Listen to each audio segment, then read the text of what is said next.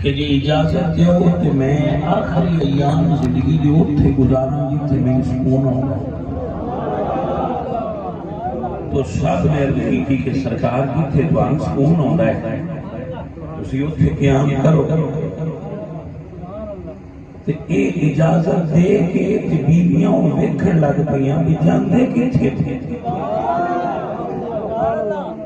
پتہ تے لگے با حضور کو سکون کتھے ہوگا. تو انہوں نے کیا کہ حضور نے فرمایا کہ میں نے اما عائشہ دے حجرے وچ لے لیا ساڈی امی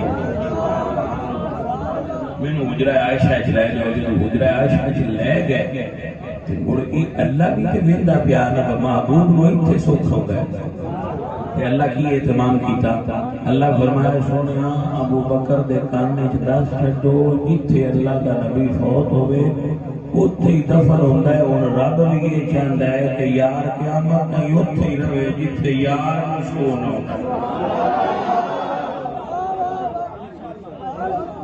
یار رمض دی گالے بندے آندے نے تو مدینہ سبز گنبد ایڈا پیارا کیوں لڑتا ہے. میں نے کہا جتھوں تار لڑی ہے جتھوں سائیاں پیار نصیب ہوا ہے جتھوں حضرت ابو بکر نو پیار ملیا ہے عمر نو پیار ملیا ہے مولا علی نو پیار ملیا ہے اس سے حجرے جو سنین کی پیار ملیا ہے.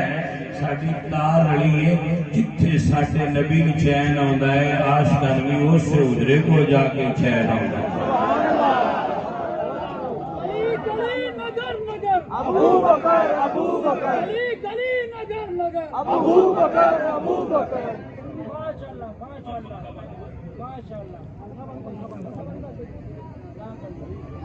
یا چلے گئے